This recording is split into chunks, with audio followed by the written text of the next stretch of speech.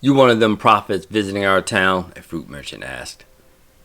"Yes," Amias answered. "Jericho is a beautiful place." The fruit merchant nodded and made an odd sound of agreement. Amias looked over his dull gray and brown robes, which had the tinge of anointing oil in the threads. He touched his graying beard, which needed to be cleaned after a long journey from Hazor, a city several days to the north near the Sea of Galilee. Amias had his traveling bag with him, but didn't think that would have signaled him as a traveling prophet. Amias spent most of his time in Hazor, a bustling city with various farms, merchants, and metalworkers. He was from a smaller city on the sea called Rakkath. He spent his younger years there, but felt the call from God to visit and spread his love to as many as possible. Israel, his homeland, was a tapestry of various beliefs, which followers of Baal, Chemosh, Moloch, and multiple deities from Egypt. Amias knew that as the country was influenced by the leaders of the land, the prosperity and peace would sway with them. He knew that prophets, such as himself and many others throughout the land, had to be the lamp bearer for the one true God and the anointed people dedicated to him. Although he lived in Hazor, Amias would travel to Dan, one of the northern cities in Israel, and Kadesh. However, he visited the coastal towns near Philistia and even went to the towns in Judah, their brethren who had their own kings and queens after the split following King Solomon's reign. Jericho was no mystery to him, as one of his best friends, Aphra, lived in the large town and was a prophet himself. He didn't think his friend would have announced his coming, so he wasn't sure what the merchant was referring to. "You don't fit the usual prophet mold," the merchant observed. "A lot of prophets have been passing through these past few days. I took a guess."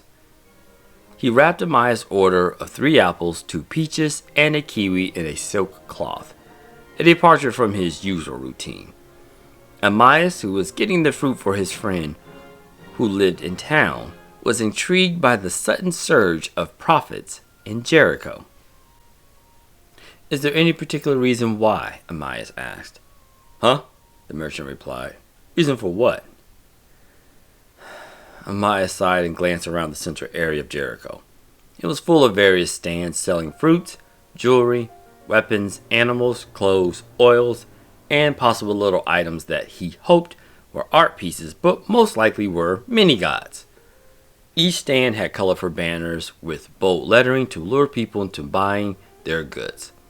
Of course, everyone said they had the best items, the tastiest food, or shiniest adornments. Getting into the city was not a problem for him. He knew there would be guards posted at both sets of gates. 2 walls surrounded the city. The outer wall was older, but still useful for defense against attacks. It was near the Jordan River, which provided fresh water, food, and a modicum of protection. The inner walls were perfect for those with more money. They had homes with courtyards for cooking to alleviate smoke in the house, and a few even had 2 levels to their dwelling to show off wealth and keep their homes cool when it got hot.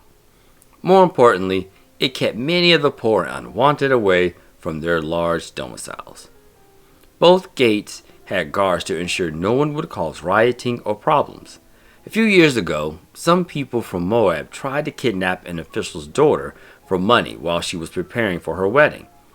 The guards quickly got the men, and to Amias' knowledge, they were never heard from again. He wasn't sure if they were sent back to their homeland or dealt with according to what the officials believed was right.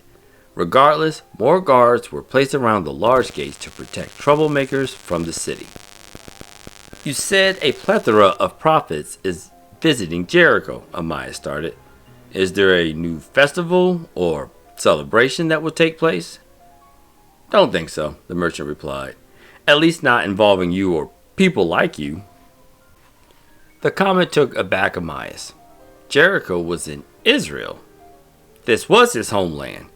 Every Israelite could trace their lineage to a specific tribe or son of Israel. They were all united as one people, but there was pride amongst each group where they were from and what that meant to their family. Amias was from the Naphtali tribe in Rakkath, but even the cities of Hazor and Kadesh were in the group's domain. Jericho sat near the middle of the tribe of Benjamin's territory. He might not have been from Jericho or tribe of Benjamin, but he was most certainly an Israelite. People like me? Amias asked. Yeah, the merchant responded. He looked over Amias' shoulder to another customer who was inspecting the kiwi. His eyes squinted and opened once the new customer nodded that they were interested. One of them Yahweh believers instead of Baal or Chemosh or whatever. Oh, Amias replied with understanding. He tugged on his robes, thought about his graying beard, and nodded. His robes and clothes were made for comfort and reflected his relationship with God. However, the Baal priests had more flash in their outfits, adorned with gold and jewels in their body and tattoos covering their skin to honor their god. Amias showed up in his toned-down outfit, meant he immediately revealed to whom he worshipped without opening his mouth. If you need more of that sweet fruit, come to me, Cowding, the merchant said. Thank you. And I will, Amias responded while raising the bag. Amias made his way through the exceptionally large city of Jericho. Many towns throughout Israel and Judah had hundreds of people living there, many only numbering 1,000. However, there were more than 4 to 5 times that number of residents. With guests, travelers, and families from other cities coming, the population expanded to almost twice the average. Jericho was one of the first settlements for the Israelites and became an essential place for trade and commerce. The rebuilt walls were spectacular, and people from all over the nation and surrounding areas called the city their home. Amias was thrilled that he didn't have to enter the second set of gates on this trip, but Afra had taken him into that area years ago to visit a rich friend whose brother Upas lived in Racketh. Both were quite wealthy, and Amias remembered how Upas did his best to become one of the region's premier merchants and trading partners. When Amias entered the city, he had to walk to the opposite side of the town to get to Afra's dwelling. Amias could smell a large lamb being roasted over an open flame near a cellar providing cooked meats to travelers, visitors, and citizens. It looked fresh, as many hunters lived in Jericho to offer wild animals to the city's merchants, eateries, and inns. The cooked lamb was near one of the largest inns in the town, and guards were stationed in front of the building. Carved images lined the way while flowing drapes colored in reds, blues, and greens hung on the outside. It was very appealing, and Amias desired to try their food, but he was running late and wanted to get to his friend's home before evening. After traversing through the city, Amias got to Afra's home near a group of 5 houses, all close with minimal land around them. The homes were built by a family who lived close to one another, but eventually various merchants bought the buildings for themselves. They didn't need the land for growing fruits or livestock to graze. Except for Afra, all of them were into trading goods between cities, tribes, or nations. Only Amias' friend was unique with his job compared to their neighbors. Amias saw Afra in the front of the home removing random pieces of what he assumed were trash. They met by chance decades ago when both worshipped in Jerusalem for the Day of Atonement. Jerusalem was in Judah, God's ordained place of worship, which King Solomon built. After the tribes of Judah split with the remaining Israelites, the new king of the northern group, Jeroboam, created 2 new centers for worship in Bethel and Dan. He was nervous about people traveling from the newly created nation to Jerusalem and overthrowing his power. The latest places of worship were dedicated to false gods, so prophets such as Amias and Afra, along with thousands of others, still made their way to Jerusalem. They talked and bonded over the love of God and the kiwi fruit. Afra looked up and stopped what he was doing to greet Amias. This made him smile, and he hadn't seen his friend in years. "It's good to see you, Afra," Amias said. The 2 men greeted each other and began to walk into the home. "Is this for us?" Afra asked with a pleasant tone. Amias smiled and handed the man the silk bag of fruit. "Of course. Wouldn't imagine coming empty-handed." "You're too kind," Afra responded, leading the way inside his house. It was small, with enough room for Afra and his wife Bara. They had no children, so they never needed a reason to add to the home as was customary. Amias was in the same situation as his friend. Although both were in their 50s, they did not have children or heirs. It was not due to them choosing to go without children. It was more like the situation just never happened. Afra was at least married, while Amias was still the traveling bachelor, spreading the love of God to all he met. In his 20s, he was betrothed to a woman from Kadesh. Before they were married, a terrible accident happened on her family's farm, and she died from the incident. Amias was encouraged by his family and friends to find another, but he dedicated his mission to God and knew that when it was time, the Lord would provide. It was soon after that he did have to move. His life in Rakoth was great, but emotions were there despite her never living in the home. He didn't want to go to Kadesh, although her family was willing to take him in.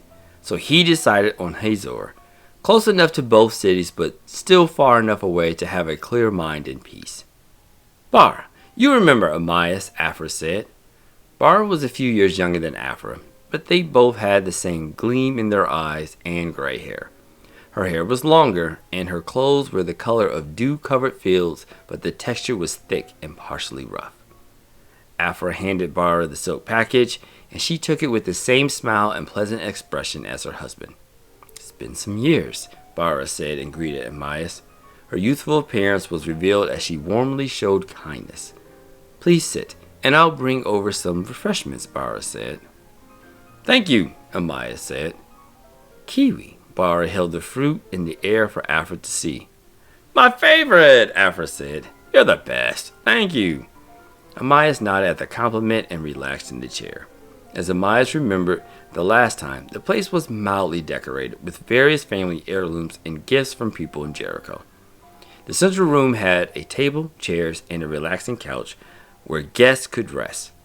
To the back were rooms for Afra and Bara to sleep, while the other was there he conducted business or family could stay there for an extended period. There was a place to cook food and boil tea for refreshment. The courtyard in the back could also be used for more elaborate meals, such as lamb he saw entering the city. Like Amias, Afra was a prophet. However, he didn't travel as much since being married to Bara. He preferred attending to the people in Jericho and the people in Judah and Israel who lived on the border of both regions. Bara served Amias a refreshing water with freshly squeezed lemon and lime. It had been a while since he had the lime and enjoyed the delicious drink.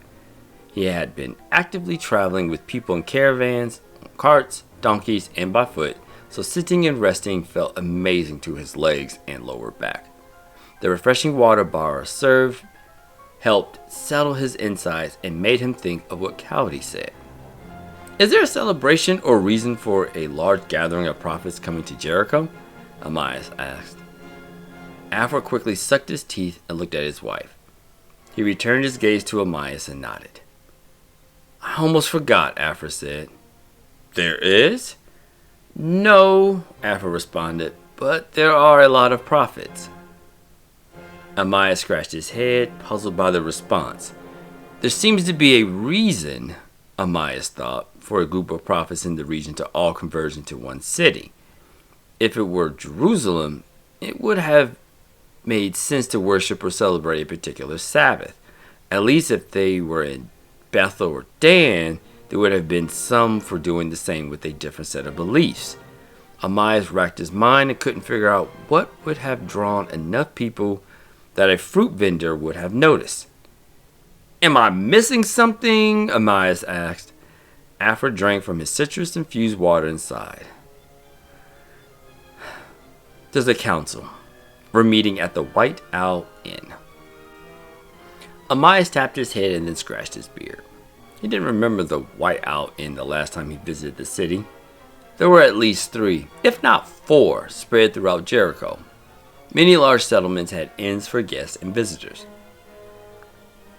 Often people would travel to a city and stay with family, but there might be places where a person, merchant, or traveler doesn't know anybody. The smaller cities and villages might have one inn or none at all. Such an expense didn't make sense if no one was regularly coming. The White Owl Inn? Amias asked. Is it new? Yes, maybe a year old, Afra responded. A consortium of merchants from Manasseh, Gad, Reuben, and possibly people from Ammon all came together to buy the old inn and make it more pleasing. The first three groups were all tribes within Israel. Everyone was in the northern kingdom of Israel, but their territory rested on the east side of the Jordan River. Most of Israel and Judah were on the west side of Jordan. Ammon was another country whose ties to Israel were complicated due to the various issues, wars, and problems between the two nations. What was it before? Amias asked. Afra paused for a moment, sipped on his water, and said, "It was an inn, but there was a lot of carousing and partying." Afra drank the rest of his water and let out a huge sigh. "It's not far from here. I remember when some of the worst offenders would cause problems in the street." Bara made a noise signifying that she had agreed. Amias took a sip and nodded. "So, it's better now." "Much better. They cleaned it up, removed the former staff, changed the look, and now made the place more inviting to guests and residents." "That's good," Amias said. "Yes, and we have a council to meet. One of the owners gave us a large meeting room," Afra said.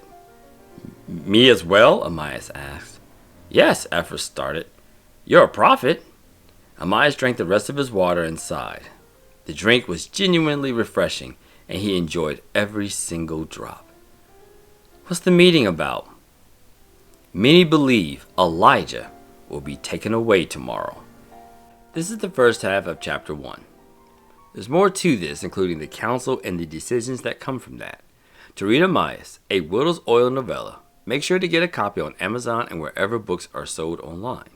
It is available in a variety of formats for your reading pleasure. The book's website will be in the description. Thank you in advance for your support, and have an excellent day.